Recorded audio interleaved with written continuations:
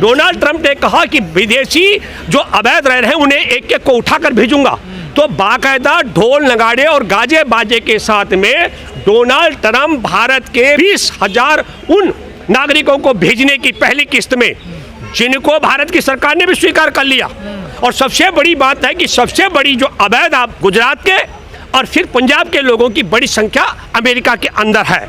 तो अब आप समझ लीजिएगा कि गुजरात के लोग सबसे बड़ी संख्या में अवैध तरीके से अमेरिका में घुसपैठ किए हुए हैं। गुजरात की जो माँ बहनें दिल्ली, कलकत्ता, मुंबई, मद्रास, पटना, देहरादून, पूरे भारत में जो सर पर घर घर लेकर के मसाले और सामान बेचने का काम करती है, वो भी गुजरात की माँ बहनें बेटियां हैं। ये बात मैं इसलिए कह रहा हूँ, जो ये मानते और दावा करते हैं कि गुजरात सबसे संपन्न है, तो सबसे संपन्न राज्य के लोग सबसे ज़्यादा संख्या में अमेरिका में अवैध तरीके से घुसपैठ करके क्यों चले गए? अगर गुजरात सबसे ज़्यादा संपन्न है तो गुजरात की माँ बहन बहू बेटियां सर पर फेरी लगा लगा कर घर घर सामान बेच करके अपना पेट और परिवार को पालने के लिए क्यों विवश है? हमारे देश के विदेश मंत्री एस जयशंकर जब अमेरिका के विदेश मंत्री से मिलते हैं तो अमेरिका के विदेश मंत्री ने 20,000 से ज़्यादा अवैध भारतीयों की सूची पकड़ा दी। और मैं आपके माध्यम से दावे से कह सकता हूँ, हमारे देश के महामानव जो साक्षात ऊपर वाले ने भेजा, ईश्वर ने डाक के माध्यम से, माँ की कोख से भी नहीं निकले, वो कई मर्तबा यहाँ से बांग्लादेश जा चुके हैं और बांग्लादेश के प्रधानमंत्री के साथ उनकी मुलाकातें हुई।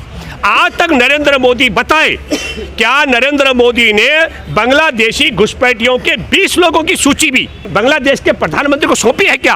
बिल्कुल, मैं ये कहता हूँ ये उसी प्रकार की काल्पनिक बात है जिस तरीके से 2022 में तक, जब तक माँ जिंदा थी मोदी जी की, तब तक उन्होंने कहा ये मेरी माँ, कैमरा लेके बताते थे। हमें क्या पता उनकी माँ हीराबेन कौन है, पर कैमरा लेके मोदी जी ने कहा ये मेरी माँ, मेरी जननी है।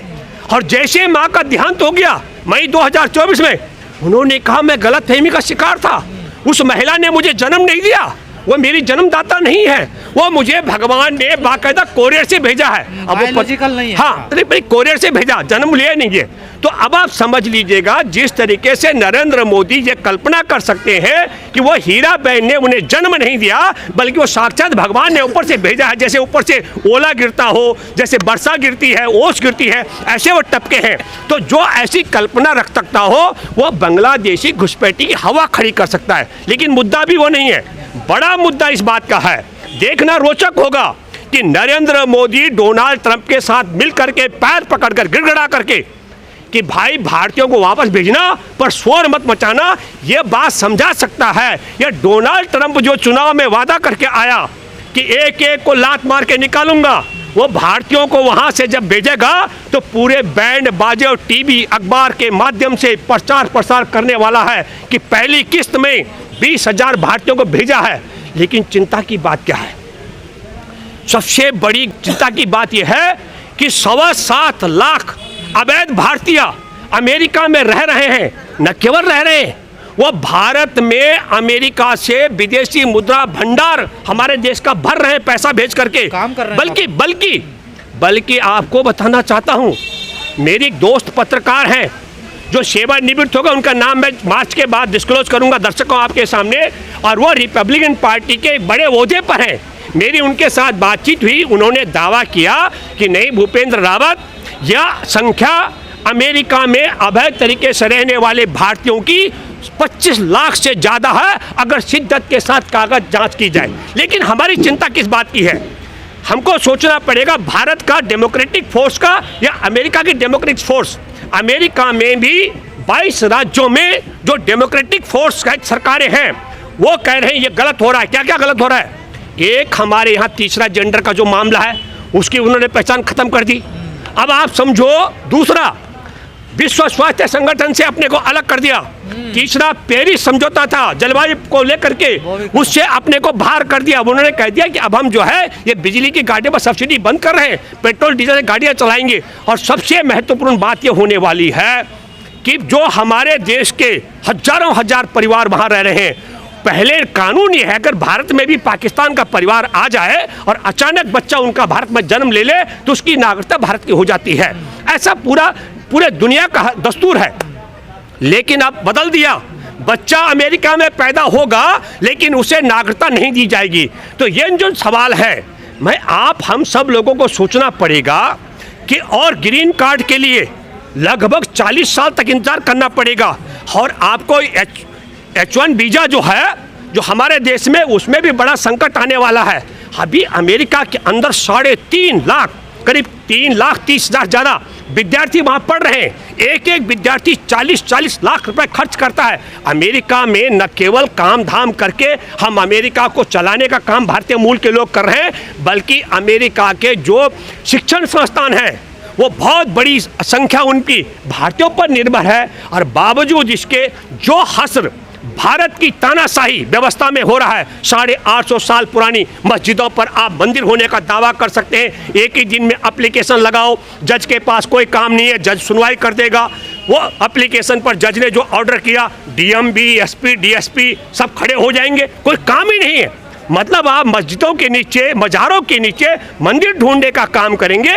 इसको हमको देखना पड़ेगा, ये हम किस ओर जा रहे हैं। हम उस ओर जा रहे हैं, हम उस ओर जा रहे हैं जहां विश्व में सबसे बड़ा डंका बजाया जा रहा है कि इस समय सबसे ज़्यादा लोग भारत में गंगा में स्नान करेंगे।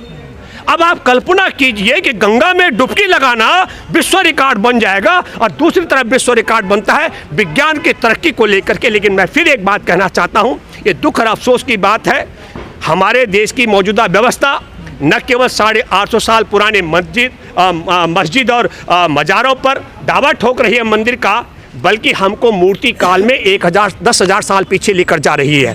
पर चिंता की बात है कि अमेरिका में जो व्यवस्था हो गई है, मैं गलत आंकड़े नहीं दे रहा हूं, 3.5 करोड़ से ज़्यादा भारत के नागरिक भारत की नागरिकता 2020 से पहले छोड़ चुके थे।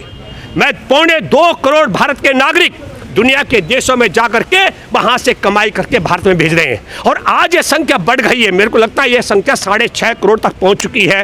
अब सवाल है कि दुनिया का सबसे ताकतवर देश, विश्व के 60 देशों के राजनयिकों को उन्होंने बुलाया इज्जत के साथ में। हाँ, नरेंद्र मोदी जो गले पड़ता था डोनाल्ड ट्रंप के, नरेंद्र मोदी को बुलाना दूर, लेकिन नरेंद्र मोदी से बड़ी औकात मुकेश अंबानी की है, ये डोनाल्ड ट्रंप ने बता दिया है।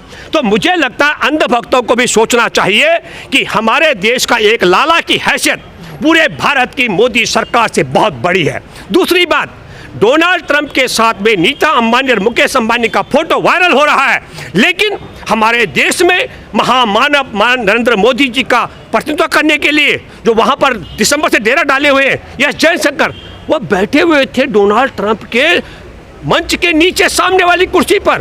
तो गोदी मीडिया, हाँ, गोदी मीडिया कहने लग गया। ये कितनी बड़ी बात है, मैं ये मानता हूँ। ये मेरे देश के लिए, देश की 145 करोड़ आबादी का इससे बड़ा अपमान कुछ हो नहीं सकता। लेकिन आखिरी बात मैं ये कहना चाहता हूँ कि हमारे देश में ऐसे ही बेरोजगारी का बहुत बड़ा अंबार खड़ा है।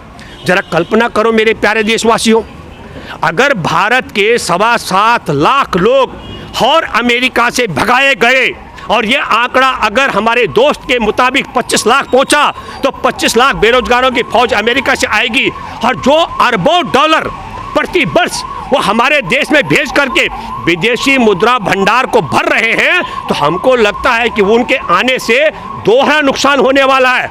एक तो हमारा विदेशी मुद्रा भंडार का जो खजाना है वो खाली हो जाएगा, और दूसरे में भारत पहले जो करोड़ों की बेरोजगारी में है, इनमें लाखों की बेरोजगारी की संख्या और खड़ी हो जाएगी। ये चिंता का विषय है। मेरी एक दोस्त पत्रकार है अमेरिका में, जो मीडिया घराने से मीडिया कर्मी थी, रिटायर हो गई है, और सेवानिवृत्ति के बाद में रिपब्लिकन पार्टी के साथ में जुड़ी हुई है।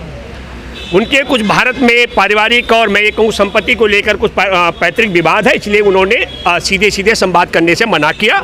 लेकिन मैंने जब जानकारी जुटाई कि ये डोनाल्ड ट्रंप के परिवर्तन के बाद पहली बात ये देखिए कि वहाँ पर स्थितियाँ क्या है। मैंने कहा कितने भारतीय लगते हैं वहाँ पर अवैध तरीके से रह रहे हैं, तो यकीनी तौर पर मैं बता दूं, उन्होंने कहा 25 लाख से ज़्यादा अगर शिद्दत से कागजातों की जांच पड़ताल की जाए तो। एक मीडिया रिपोर्ट है जिसमें 7.25 लाख लोगों का दावा किया गया है, लेकिन अभी मौजूदा दौर में 20,000 से ज़्यादा लोगों को वो उठाकर भारत में भेजने वाले हैं। अब इस पूरी पद्धति को आपको और हमको समझना पड़ेगा। दिसंबर से लेकर के अब तक डटे रहे भारत के विदेश मंत्री एस जयशंकर अमेरिका में, और आप हैरान हो जाएंगे जान करके भारत का एक व्यापारी मुकेश अंबानी और उनकी पत्नी नीता अंबानी बाकायदा ट्रंप के साथ खड़े होकर फोटो सेशन होता है तो गोदी मीडिया को कोई आश्चर्य नहीं लगता। लेकिन एस जयशंकर जिस कुर्सी पर बैठे हुए थे, बोला वो ऐसी जगह बैठे हुए जहां से उनकी सीधी नजर पड़ सकती है ट्रंप पर, लेकिन ट्रंप के साथ मुलाकात का वक्त अभी तक नहीं दिया गया है। ये देश का आप और दुनिया को समझना चाहिए कि भारत में एक व्यापारी मुकेश अंबानी की जो हैसियत है कि इससे पहले बाइडेन के राज में 1100 भारतीयों को भारत छोड़ा गया, किसी को चर्चा नहीं है।